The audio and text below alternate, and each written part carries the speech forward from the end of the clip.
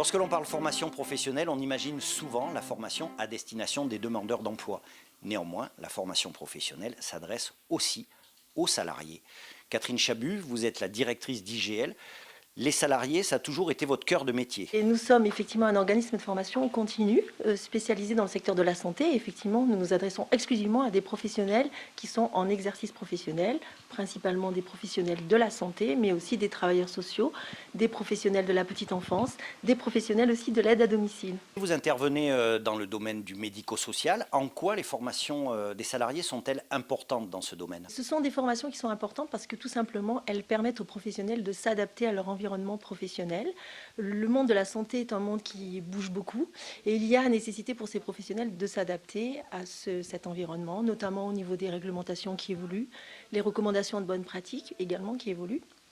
Et puis les professionnels ont aussi besoin de s'adapter aux nouveaux besoins et aux nouvelles attentes des patients ou des personnes qui sont accompagnées, que ce soit des personnes âgées, des personnes handicapées, des enfants ou des familles. Par ailleurs, ces formations permettent également de participer à améliorer la qualité de vie au travail parce qu'en développant les compétences des professionnels, bien évidemment, on leur permet de mieux vivre leur exercice professionnel. Et à ce titre, on a eu l'occasion de mettre en place, de développer des actions de formation sur la gestion du stress ou sur la gestion des conflits.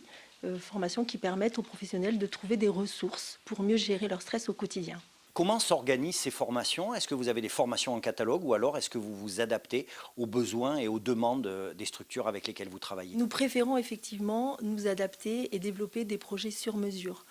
La plupart du temps, nous développons des projets de formation pour le compte d'une structure, d'un hôpital, d'un EHPAD, d'une structure pour personnes handicapées ou d'un service d'aide à domicile. Et nous préférons effectivement analyser la demande et développer un projet pédagogique qui soit vraiment en phase avec les besoins et les compétences à développer. IGL, on l'a compris, c'est un organisme de formation, mais pas seulement, vous êtes véritablement impliqué dans un réseau partenarial. Nous travaillons aussi beaucoup sur la thématique de la recherche. Alors évidemment, il ne s'agit pas de recherche fondamentale, mais beaucoup plus de recherche appliquée. Nous participons à valoriser des équipes soignantes sur des thématiques particulières, comme par exemple l'éducation thérapeutique l'année dernière. Nous travaillons aussi, nous participons à des travaux collaboratifs avec des partenaires locaux sur les territoires, comme par exemple Autonome Lab. On a participé aussi à des travaux avec la CARSAT, avec l'ARS ou d'autres partenaires. Que vous soyez employeur ou salarié, n'oubliez pas que les carrières se rallongent considérablement. La formation en cours d'emploi est un enjeu majeur et IGL l'a compris depuis bien longtemps.